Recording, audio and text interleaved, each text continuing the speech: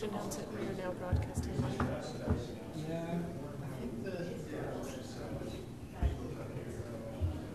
did we tell Jordan that? He knows. He knows? Okay.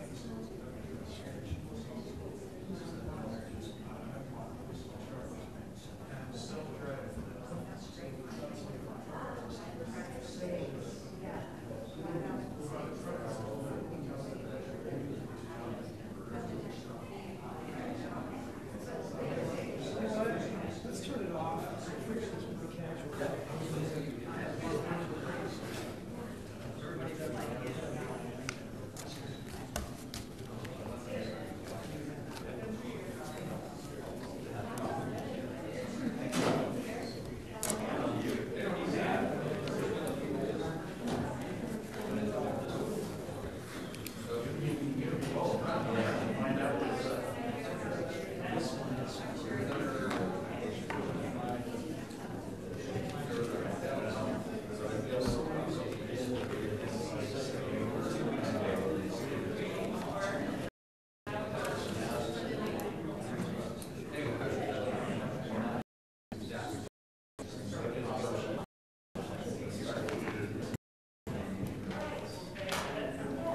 I was going to talk on 4B. Repair either way. Or sale. I guess Steve's coming too. Steve, yeah, I thought Steve was. It doesn't got much cold on it. Okay. If people aren't here, they won't be on camera. So we want them here. Well, anywhere here. Here or... You can move, yes, but in All right. this direction. All right. Okay, council members, if I could have you come forward, council member. And we're going to kind of linger at the front and not sit behind the dais. I'm going to have you come forward and answer questions at... Do you know what? No. Admittedly, I had this set up differently in my brain, but come stand here. And we're standing here because we're going to broadcast, and so people at home can see. All right? So that's why we want this here. Exactly. All right. Well, first of all, I want to thank everybody for coming out. This was kind of 2 weeks ago we said, you know, it would be even better on to residents, much like we did at our open house several weeks ago.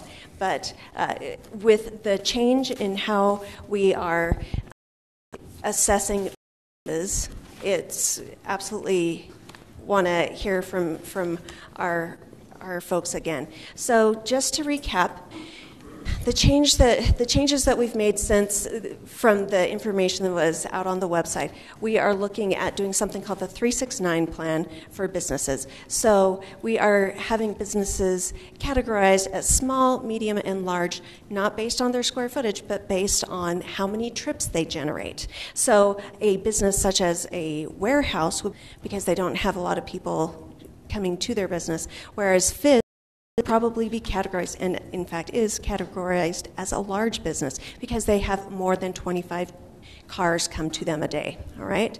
And medium, so small is 0 to 10, 11 to 25 is medium, and 26 and over is categorized as large. And 369, small businesses get assessed $3 per 1,000 square feet per month. So Fizz, oh, sorry, I won't use them. A warehouse that's 21,000 square feet would pay, math, $63. At medium, $6 per 1,000 square feet.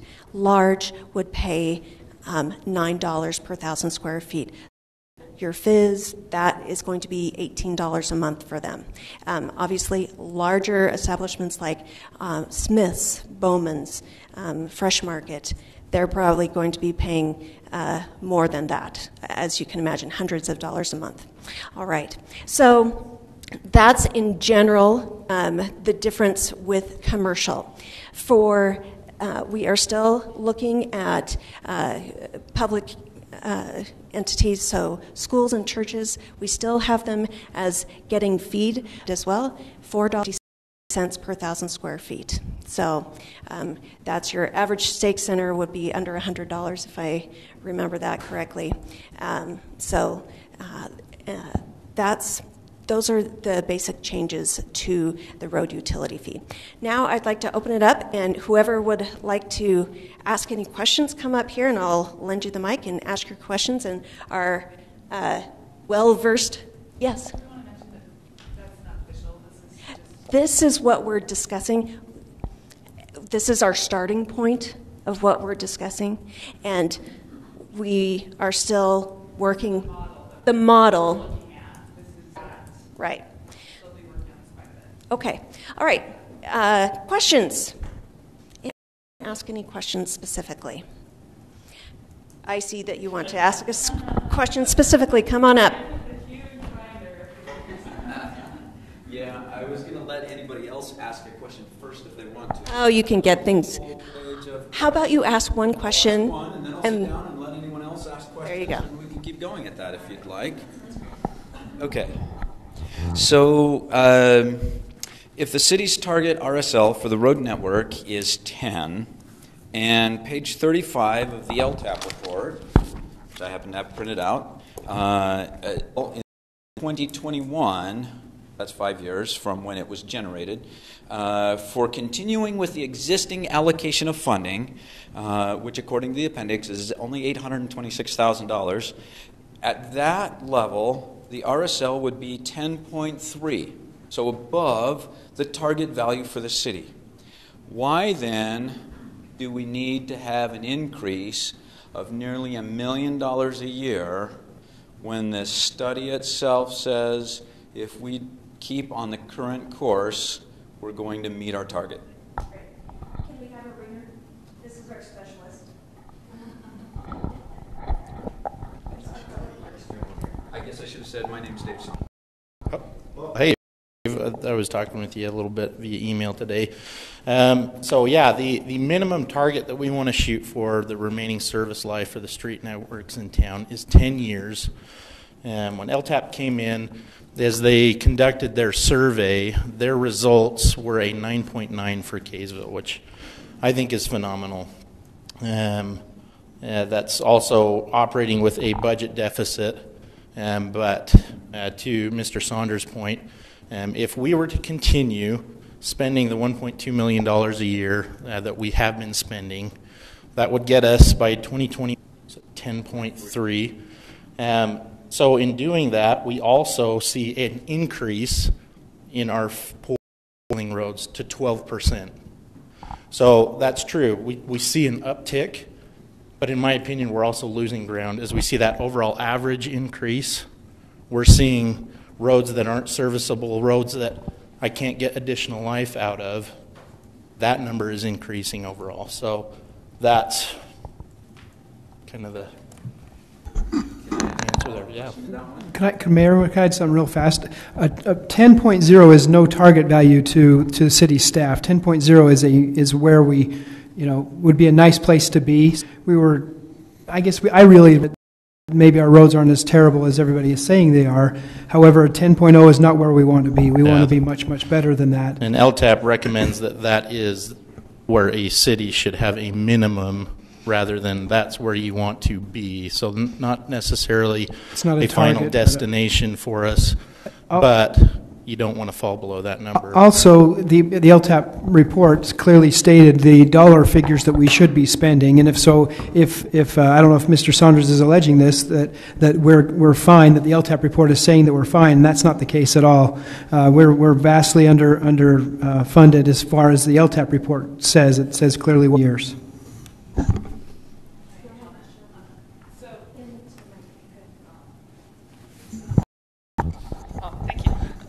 So it seems as if, especially even if we get up to that 10 number, which sounds pretty good, that 10-year lifespan, it's not taking into account, if you look at it from a spectrum, it's not taking into account those roads that are basically at the 0 to maybe 1 year lifespan left. That means these roads have almost no value left, and by the minute are increasing in value how much it's going to cost us to maintain. So even if we left that 10 as our goal number, we're still really failing on that very top side. Correct. So that number is a little state of the roads. The other thing, when you're looking at the statistics themselves, you can take any one number out of context and make it look like anything you want to, but there are some basic principles, and I'm not an engineer, I'm a CPA, but there's some basic principles behind why it's important to do maintenance. For example, that 12% number is huge. So if 12% of your roads are failing, that means total replacement. Well, compare that sometimes 10 times as much to totally replace a road as it is to do basic maintenance, anywhere from 3 to 10 times as much. And again, I'm not an engineer, ripping off the road surface, but not all the way to base, and then relaying some new. So some of these roads that the 1 or 2% that are failing, like if you look at Phillips Street or Sunset or I think the frontage road 50 West or 3rd East in the old section of town, and you look at those roads that are close to total replacement, those are going to be expensive to replace. So you don't want all your roads to get to that point. So that 12% is a really expensive number if you let all your roads get to that point. Let me give you an example. So just one road, and if Andy can correct me if I'm wrong, but I believe Sunset needs to be done on that. And that if you got a $1.2 million budget for all your maintenance on all the 180 miles of roads in Kaysville, and you're spending $2 million of that on one road to replace it, you can see what the problem is. Numbers on the $2 million? According to the appendix. So according to Appendix A of the LTAP study, there are 13 road segments on Sunset to make up the total yardage. And if you do a replacement on there, the cost of replacing that road is only $1.4 million. According to Table 6 of the LTAC, or it's not, and we either use their numbers or we don't. Assuming that we're using their numbers, we should be able to do it for $1.4 million. So if we can do it for $1.4 and you're getting bids for $2 million, then maybe we can go out for some way else to get that. Sure. So this was according to me, but to me, and we don't have any bids, just to correct that right now on that road, I don't believe. But 1.4 is still more than an entire annual budget for all the maintenance on every road in Kaysville. That's correct. So. So a couple of things with that are based on 2016 estimates.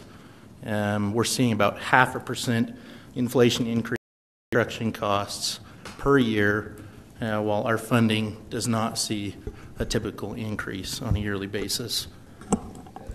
Mayor, could I add one thing too? Yeah.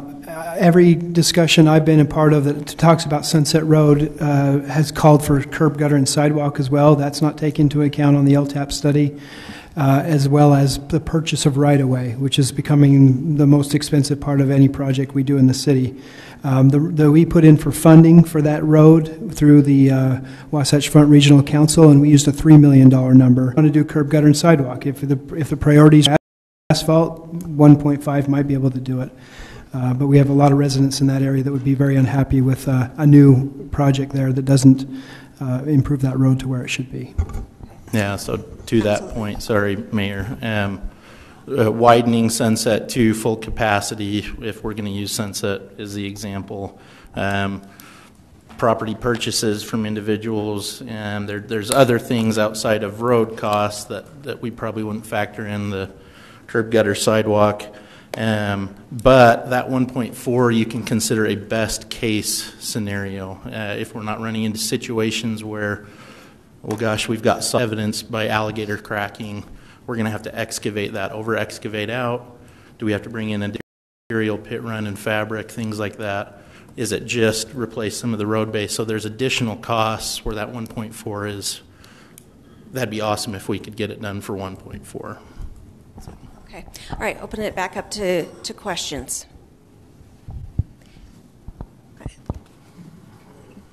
You go ahead. Hello, I'm Zane Larson. My question is, so with the the road fee, usage fee, there was a lot of discussion on that. The city council, at least when in the open house, city council would think that it would allow for us for more transparency to see, like, yep, this is where we're spending it, and so if you see that increase, you would know where it's going, or would be able to ask, is it no longer on the roads? But my question is, though, if the purpose for that is for transparency and accountability, so that everyone can hopefully regain trust in our city in the way it's managed, how come in the agendas I see being posted, there's no discussion, that it's not on the agenda being discussed at all? Like what is the city council going to do to be held accountable? That's not being discussed at all. I haven't seen that. Great question. Thanks. Actually, and I say this somewhat reluctantly, but I'll just say there's a certain city who's a neighbor of ours that is also implementing a road fee. I'm trying to find any information online. I can't do it. I finally found a hearing on it, and it said if you want to learn about it, you can come into the city and inspect the documents. You know, Kaysville, we've had a hearing, we've had an open house, we're having this question and answer session, we're having a work session. I posted stuff out on I posted stuff on Facebook. It's extremely transparent. One of the things, speaking only as one council member, that I'd like to see in this is to address that, because some people have said perhaps we should have property tax pay for this. Well, there's problems with that. First of all, the state's never used that model. They've always had a use model to pay for the bulk of roads, and it's been the gas tax, which is tied to use. And they're right now a pilot project using vehicle miles traveled to also tie it to use. But if we as a city say, we're going to do the exact same thing for road utility fee that we're going to do for property tax, and that is, if we ever change the rate, we're going to have to hold a hearing, just like you would have to do in truth and taxation for a property. No difference in that level of transparency. Plus, you see it every month on unlike a property tax, you see it every month, road utility fee. Also, there's an inherent control as a CPA. I'm going to try and explain that. But the inherent control is that there's no incentive, unlike a property tax that can be used for any purpose by a future council. There's no reason to build up excess surplus over and above what you need for road maintenance, because if your rate's too high and you have too much surplus, you can only use it in one place. And you're not going to build Taj Mahal with that. You're either going to improve the roads or you're going to keep the rate where it is. So there's inherent controls with a user fee, in addition to all the other benefit, I believe, makes it more transparent. Sorry, that didn't answer my question. If it was transparent. Well, I asked, what's the city doing to be held accountable? And that's not being discussed. Yeah, I think that one of the things that we have been discussing and talking about is I think it's really important that maybe every single year we do a review on that. We look at the money that's been collected, we look at the projects that's been done, and there's that accountability that that can be published as well, and so you can see where that money is going and what projects it's going for. I think when we go through the budget process and they came up with a game out the city to tell them which roads are going to be done at the time, and all that money it's kind of like, it's interesting. I noticed the other day on 5th East or 1800 South in Bountiful, they're building a new school, or they're actually remodeling a school, elementary school, and it says, that percent tax or whatever they use for education, they had a big sign, this is what it's being used for.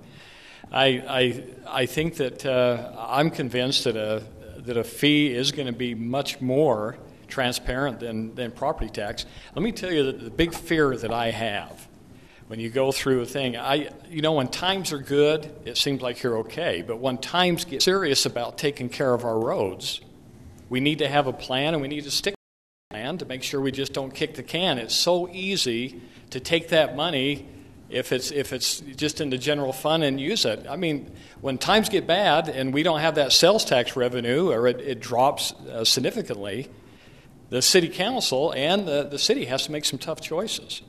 And to me, I would rather have the council make some tough choices in the city, which is, hey, what programs are we going to cut? What are we going to do with our salaries? What are we going to do with this? But if it's all tied together and you have an extra $1 million over here that they've collected for roads, I would just say, you know what? We can kick that can for a year or two, and we can use that $1 million to get that police car or to accomplish these certain things in the city instead of making those choices. That's why I like something like this. I mean, to me, this is where we've been lacking. I think that in the past, the plan was we saw how much money we had, and then we'd use that the very best we can to fix. Well, that's not a plan. That's just like, okay, we'll do this, but it's not a way of monitoring your roads and making sure. The thing I think that people need to understand, when you maintain you're going to save millions of dollars down the road. That's the key. Then you have the added benefit of actually having quality roads for not only for the cars and the pedestrians and the bikers and everybody else, but there's something to be said about living in a city that maintains their roads well. I mean, there's a sense of pride and everything else, and I think that's extremely important. And I'm taking too much time. I rarely get to hear you talk so much.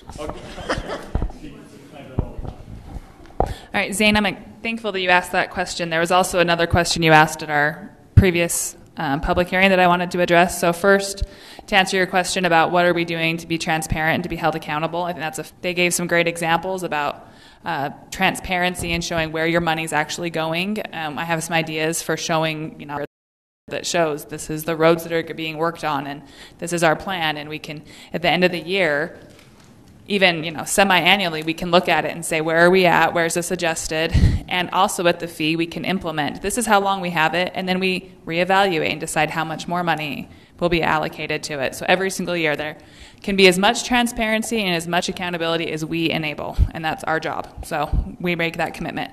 The second thing I was going to address, you didn't mention it here, I don't think, but you did 2 weeks ago, and I thought it was a very fair comment because we are excited about in this bucket just for roads. And I think I could be wrong, but I'm thinking it was your comment that was saying, that's not really true. You can spend it wherever you want, right? Thank you. So I want to address that because I've been thinking a lot about that.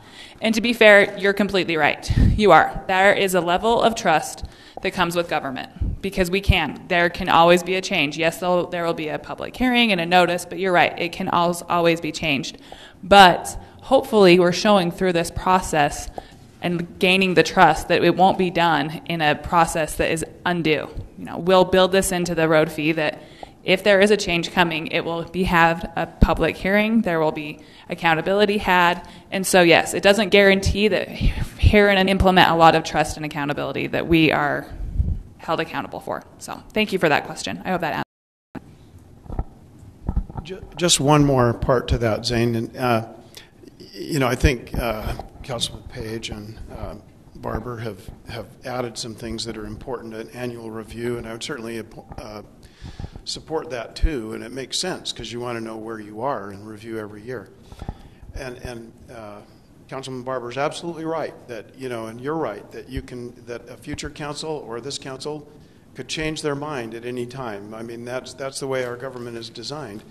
And it's also true, and sorry to talk accounting speak again, but controls can, if you have fraud, if you have, somebody that changes something, and maybe they work around, but the stronger your controls, the less likely that is to occur.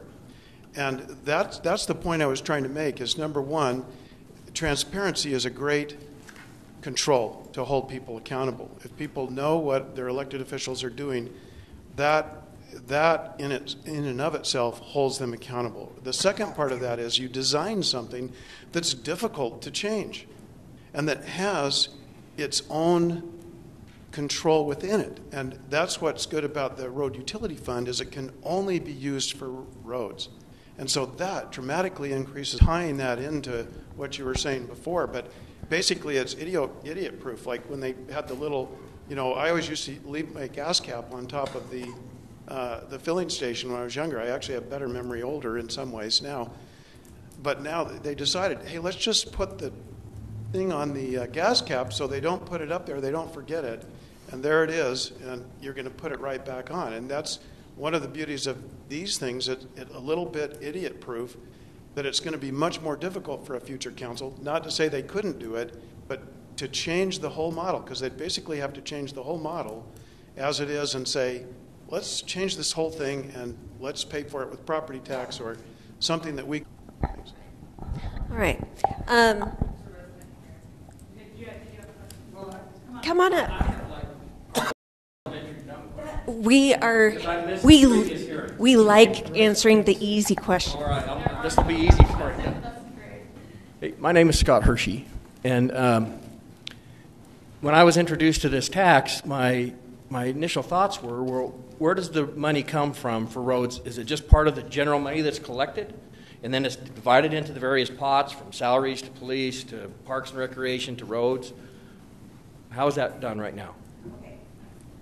And then I have a couple more questions after. Give them all? Okay, so that's number one. Second thing is we have huge growth. And I know if it's part of property tax, how come all of a sudden right now we're having this huge issue? Because there's a lot of people who are now contributing that weren't in the past. And most of those main roads, and these ones we've been talking about, have been around for 100 years. The third part is I feel in this country and maybe in our cities and in our state now, we just have this mantra of if we run out of money, let's just tax people more. And I, for one, am really getting tired of all the taxes I pay. Every time I turn around, I've got another $3,500 for this and $20,000 for that. And it's a lot. And so anytime somebody's wanting to tax me and it makes our city better, I'm okay. I'll pay that extra whatever it is, okay? But where I struggle is if it's all kind of coming out of this pot and we have it allocated, and I can't afford diesel pickups, how come the city has about 20 of them running around? They're more expensive to buy, they're more expensive to maintain. Are we building buildings we really need, or do we don't need them? Are we being smart and everything else, and then we just tax us because we want to keep going? Maybe at my house, if I can't afford something or it needs repair, I have to give up something else to get it. And I'm not so sure that isn't what we should be doing here. So those are my thoughts and my questions. Okay, because I get to do that. So where the money comes from for the roads right now, we get money from the state. So it's called C road money. So our gas taxes are collected, and then we are given back money for our roads. Okay. Now they just did increase the gas tax here in Utah, so our take went up a little bit over the past 2 years, I believe. And so that goes to our roads. And also, second thing, with Prop 1 that passed also 2 years ago, I believe, we get money back for that because Davis County voted for that. So we get about $250,000. It's supposed to be for sidewalks, trails, but we're not for that. We're putting into roads. So that makes up the money that we are spending on roads right now. Other communities have added money from their general fund into that. Kaysville has not to this point. All right. So that all that we have been spending on our roads has been just the money that the state provides us in general. Yeah? Okay. That was the easy one. Now I'm going to give it to Larry. So the hard part of that is are we wasting money in our general fund that we could be putting over there and eliminate this tax? I wish that were the case. Our total that we get in the city is $3.2 million a year. Okay? That's essentially what we should be spending every year. That's the sum total of our property taxes. We do have $4.5 million coming in sales taxes. Okay? So, no, it's total. Okay? So when you look at, I just typed this out to a resident talking about, and I can look it up, how much we spend. It's about $3 million for police, about $1 million for our fire. So in my so I rank that the high, and then infrastructure, and then everything else. That's how I think of the important things. So I'm going to pass it off to somebody else. Hey, just on property tax, in fact, isn't that what you do? Yeah. Oh, must be thinking of somebody else. There's somebody that looks just like you that does that. Okay, my understanding on property tax, the way you think, okay, we have all these new homes being built, that means we're going to have more revenue. That's really not true. What it is it's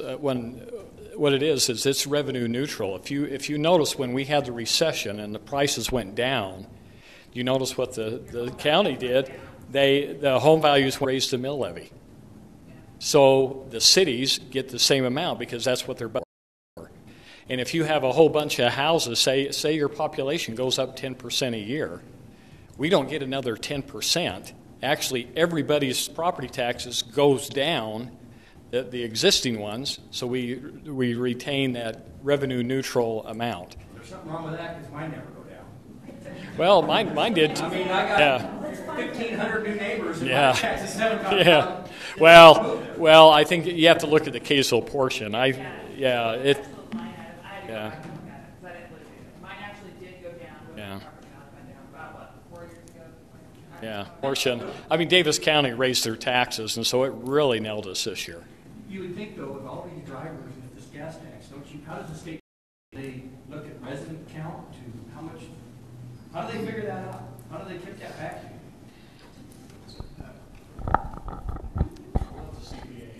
Well, I'm just trying to understand this. Yeah, okay. I think it's a two-factor formula, and one is based on population. I think the other is based on miles of road. Is that correct? That's correct, yes. Okay.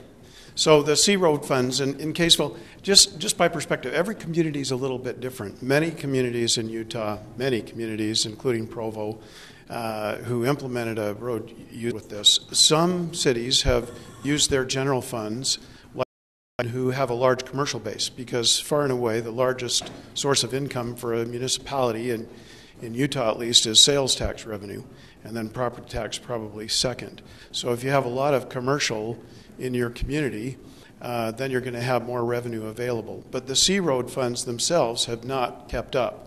And I just want to explain something generally, too, because I think I'm as conservative as anyone when it comes fiscally, when it comes to the federal government and the many programs and the $20 trillion of deficits that they run.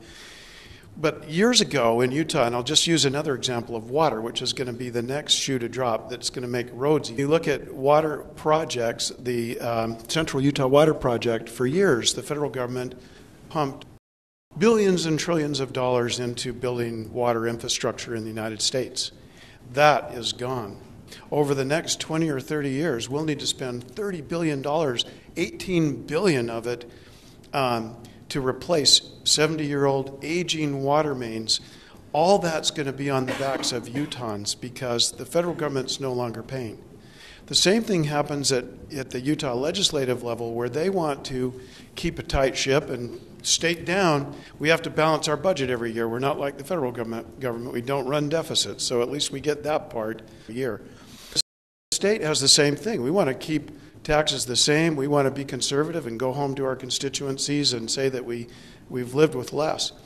So they push down to the city. Hey, there's no more C Road fund. That's been about the same. You guys, these are city roads. You figure out how to pay for them. So the amount of revenue to pay for them has become less and less. And if you look at cities, they are the most basic level. Nowhere else can you have this kind of a forum, frequently with your city where you can talk to people, and they're providing the most basic services. Streets, fire protection, police, first responders. Those are very basic. And so if you start cutting in, they cut back on snow plowing. You can only cry when you cut back on snow plowing. So there's not a lot of fat there, and that's one of the reasons why one of the things the state is looking at, and also Kaysville, is how do we become more efficient over time? Because if we go start firing police officers, 75% of our budget is salaries, and we go start firing people that repair the water mains and all of that, then all of a sudden the services start to break down. So you can't get more efficient that way. You get more efficient with better processes over time. So you can do the same work with more people. And one more thing I just want to explain, I don't want to take all the time, but one of the problems, why are the roads are now becoming more expensive? Well, one of the problems is when developers come in, they pay for roads. They pay for it, they pass it on to the homeowners. And then those roads become the responsibility of the city to maintain. So the larger you get, the more miles of road you have. Then when the maintenance bill comes due, suddenly you're getting the same C-road money that you got before, or pretty close. It increases, but it's not keeping pace with 5% inflation every year. It does increase based on miles of road and inflation, but it just doesn't keep up. And so now you've got all the bill coming due of all these roads that now need to be maintained. I guess my only final comment is I think, at least mine, I'm not speaking for the whole city, but I think, we all are busy and we trust our elected officials to be efficient with the money, and I just hope we are here. And if we're just adding because we're not efficient, and JD and I trust and different people, but at the same time, I'm not watching budgets every month. Most people don't have it. And so I'm just concerned that I know at my household budget, if I need to trim that we're being efficient in all these other areas before we start more tax.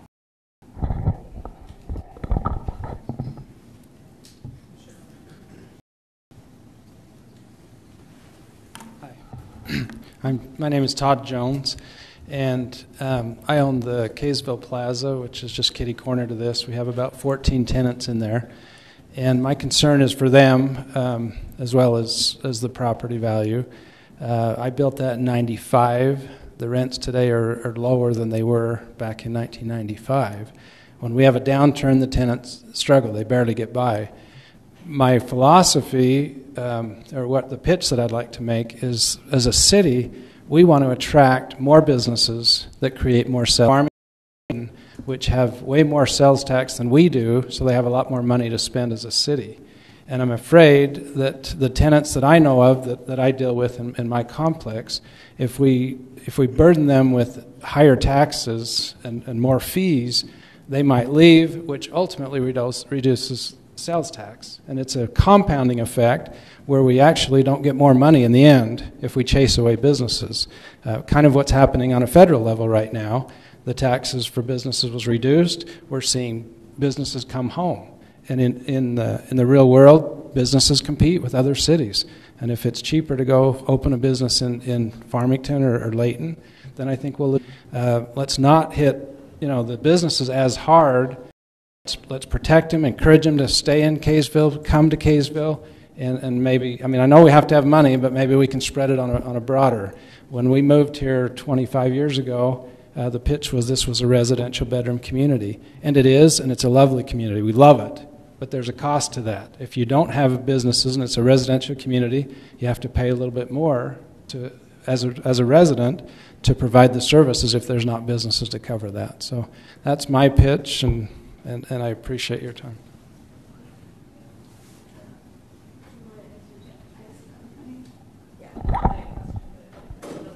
Very great point, and I think I can speak for probably all of us that businesses, small to large, are what at night. You're completely correct. When I was campaigning, I was realizing that even though we tout Kaysville as Utah's hometown, it's a bedroom community, I realized there's actually a lot more business when you try to go knock on almost every door. There's a lot more than we thought, and if you look at the numbers, they actually pay more in our city than our resident space do. So the last thing we want to do is push them away. We need them, we need more, we need to take care of them. So as you've seen how we've been iterating on this process, I think businesses, especially those like you mentioned, are at the heart of where we're coming from. And when you asked the previous question, what's the city doing? One of the cases, we're looking at it and saying, how can we put extra dollar within our budget towards roads, because we're asking residents and businesses to do the same. So let's prioritize it on the city level as well. And I think these newer proposals that are not final that we'll keep working on are definitely taking into account businesses like you referred to. So thank you.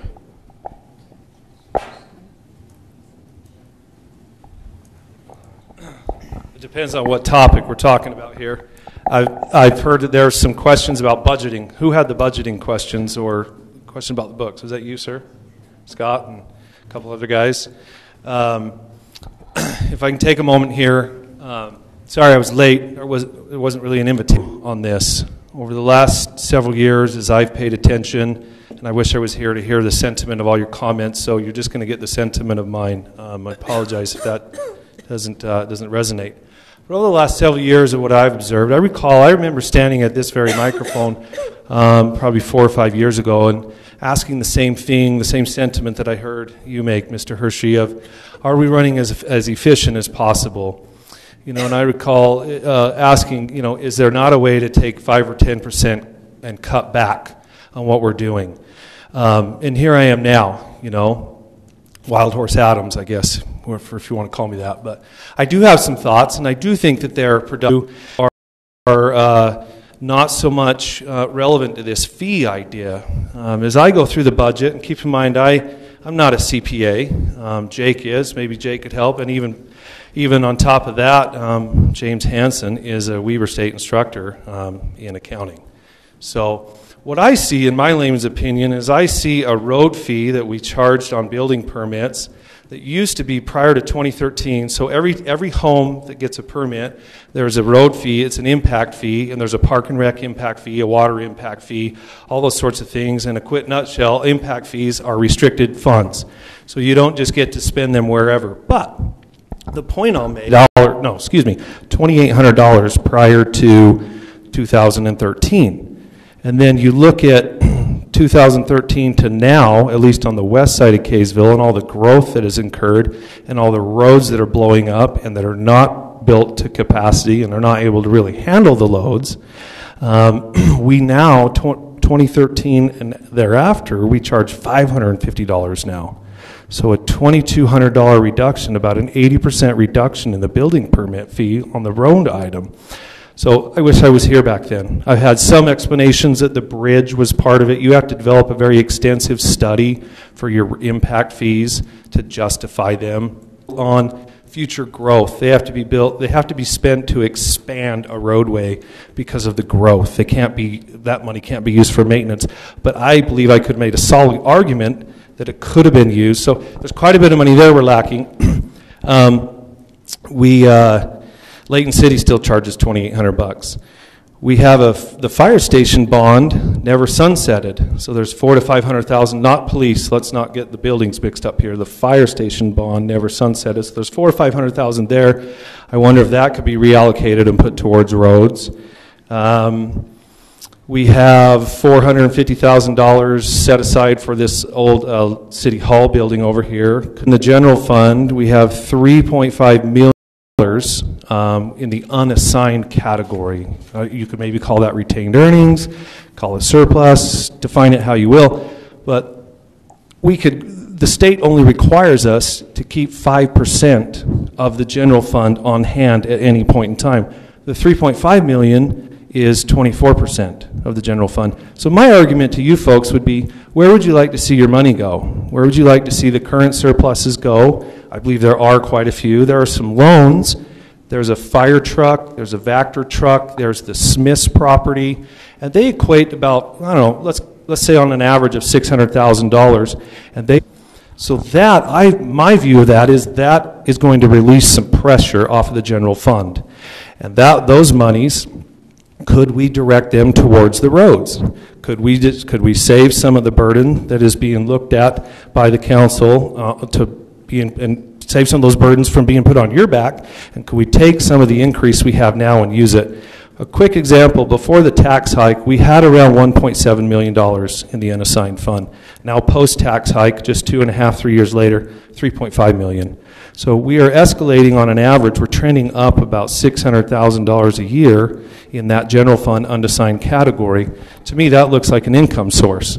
I can sense the nervousness of my fellow council members up here that I'm sharing this.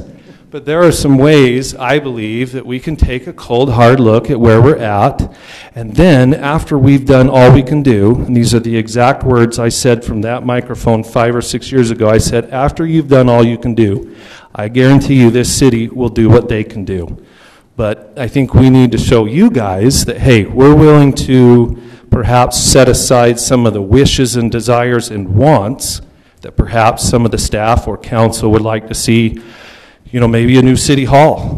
There's kind of an idea of that rolling around to take this old building out from, and I'm not pointing any fingers here, but I'm just saying we need to talk about the facts.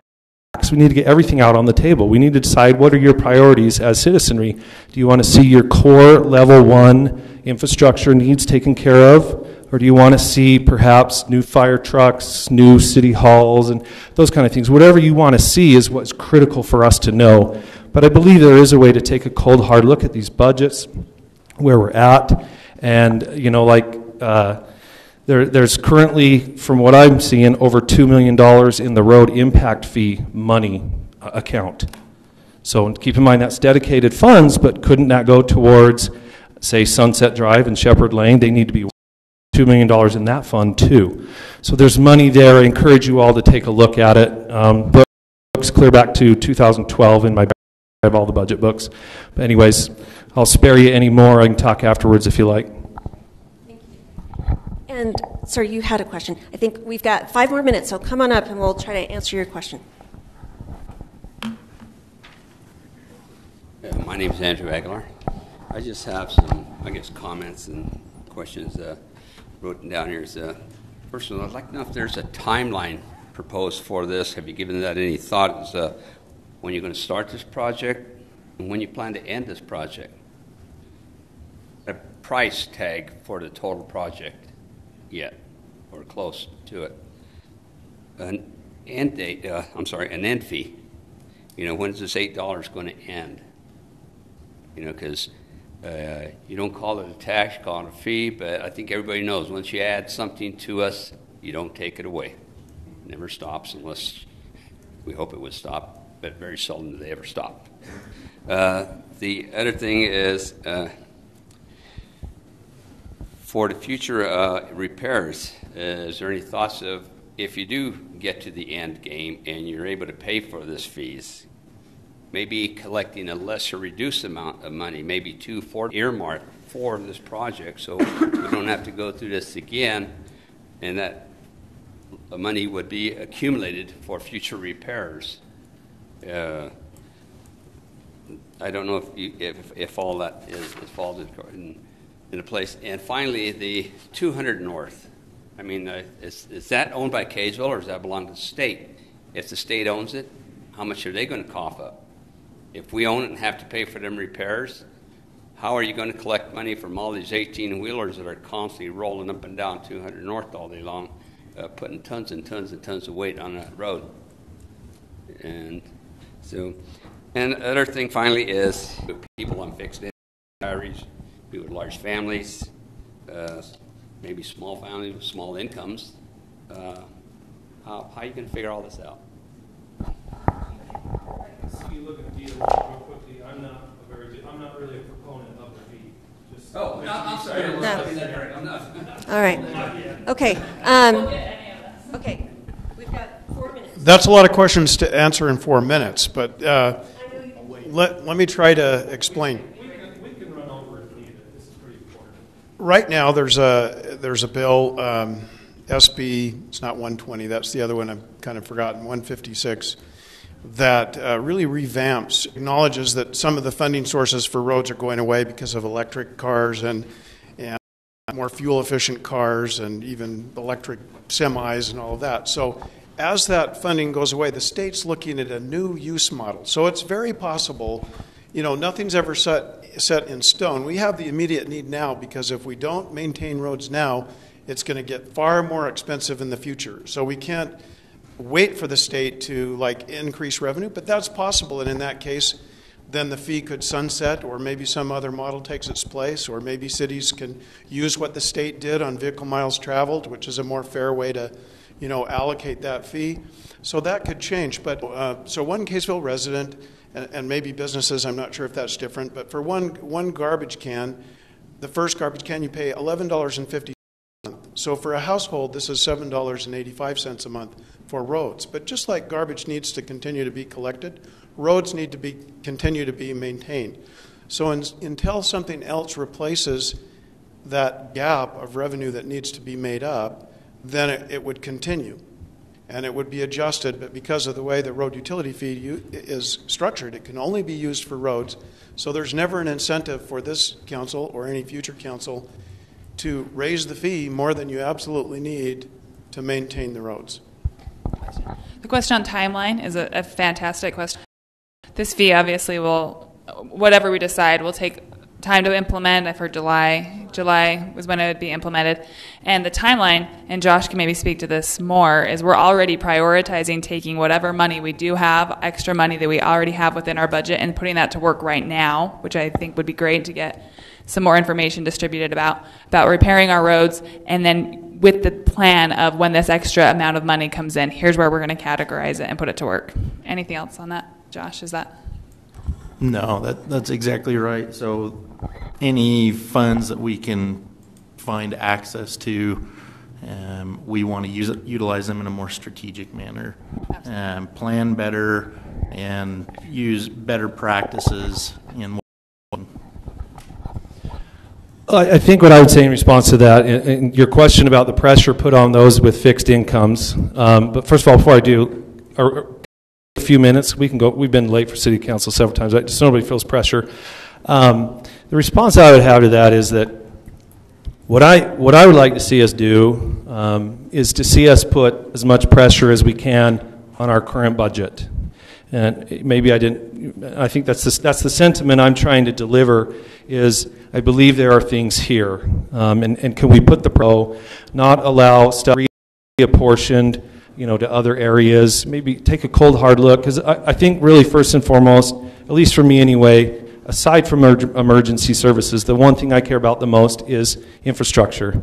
Because that affects everybody. It affects quality of life. It affects real estate values.